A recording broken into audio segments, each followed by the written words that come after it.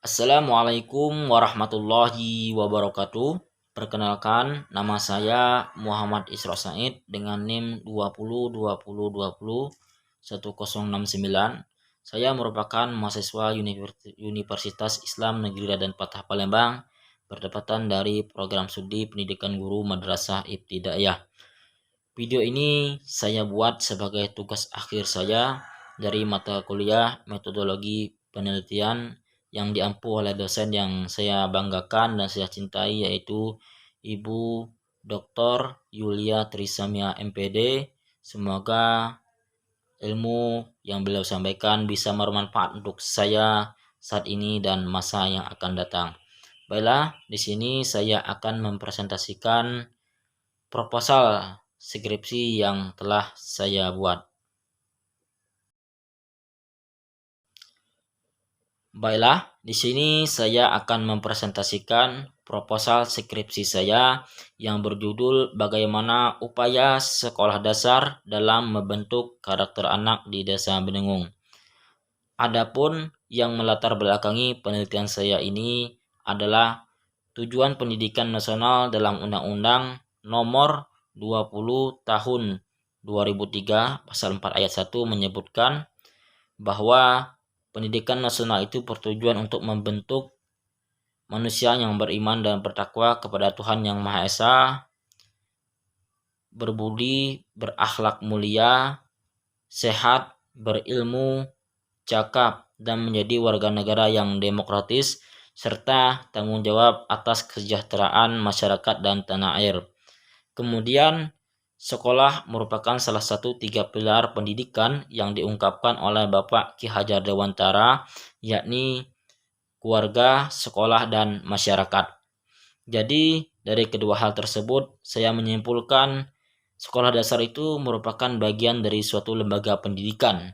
Jadi, sekolah dasar ini memiliki peran untuk mewujudkan tujuan pendidikan nasional kita berdasarkan undang-undang yang saya sebutkan tadi, yaitu untuk membentuk manusia yang beriman dan bertakwa kepada Allah Tuhan Yang Maha Esa, berakhlak mulia, tanggung jawab terhadap kesejahteraan masyarakat dan tanah air.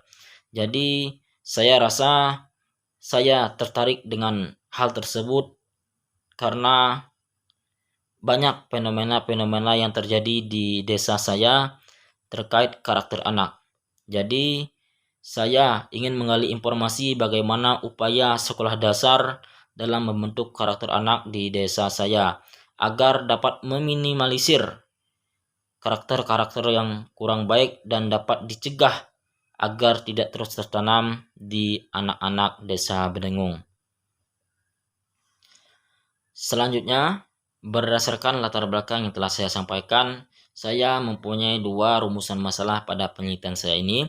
Yang pertama yaitu bagaimana upaya sekolah dasar dalam membentuk karakter anak-anak di desa Benengung.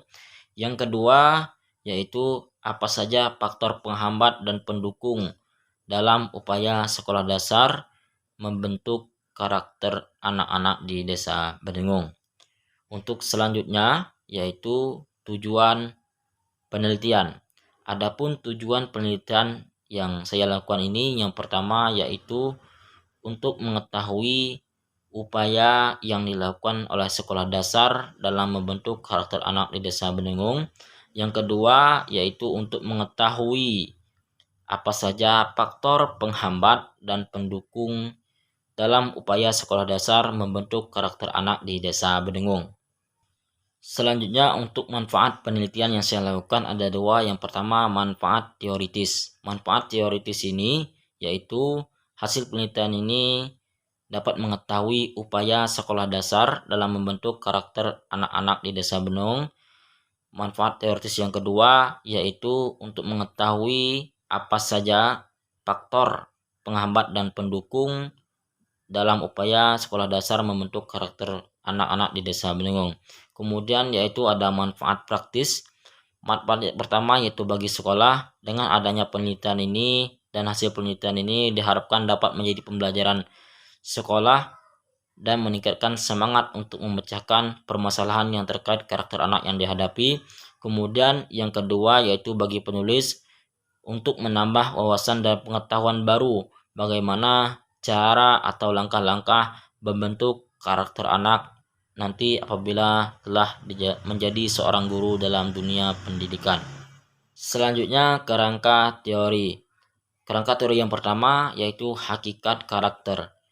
Karakter pada umumnya dikaitkan dengan watak, adab, akhlak yang baik pada diri seseorang yang menjadi jati diri dan karakteristik diri seseorang yang dapat membedakan dia dengan orang lain. Jadi dengan kata lain bahwasanya karakter itu merupakan kebiasaan baik yang tertanam dalam diri seseorang yang dapat dijadikan cerminan orang tersebut. Hakikat yang teori yang kedua yaitu pendidikan karakter. Pendidikan karakter adalah pendidikan yang berusaha untuk membentuk sifat dan karakter anak menjadi baik sejak usia dini, sehingga saat tumbuh dan berkembang anak tersebut dapat bertumbuh dengan baik dan berada dalam kepribadian yang baik, sehingga akhlaknya baik, karakternya baik akan selalu tertanam dan berakar pada dirinya dalam menghadapi proses-proses tumbuh dan kembangnya. Baiklah teman-teman, selanjutnya yaitu tinjauan pustaka. Tinjauan pustaka yang saya lihat yang pertama yaitu dari Wuryandi DKK, yang dimana penelitiannya tentang pendidikan karakter disiplin di sekolah dasar. Jadi penelitian ini menggunakan pendekatan kualitatif, yaitu bertujuan untuk mendeskripsikan, mengkaji terkait pelaksanaan pendidikan karakter disiplin di sekolah dasar, dengan harapan dapat menemukan kebijakan-kebijakan yang dapat mendukung keberhasilan dalam pelaksanaan pendidikan karakter di sekolah dasar. Kemudian yang kedua yaitu dari Mutiara Sinta dan Qurratul Ain tentang strategi sekolah dalam membentuk karakter siswa di sekolah dasar. Penelitian ini menggunakan metode kualitatif dan deskriptif yang bertujuan untuk mengetahui strategi apa yang digunakan oleh sekolah dalam membentuk karakter siswa di sekolah. Itu dua tinjauan pustaka yang saya ambil dalam penelitian saya ini. Selanjutnya teman-teman yaitu metodologi penelitian. Adapun yang pertama yaitu tempat penelitian. Tempat penelitian yang akan saya lakukan ini yaitu berada di Sekolah Dasar Negeri 10 Payung, Desa Benengung, Kecamatan Payung, Kabupaten Bangka Selatan, Provinsi Kepulauan Bangka Belitung. Yang kedua yaitu jenis penelitian.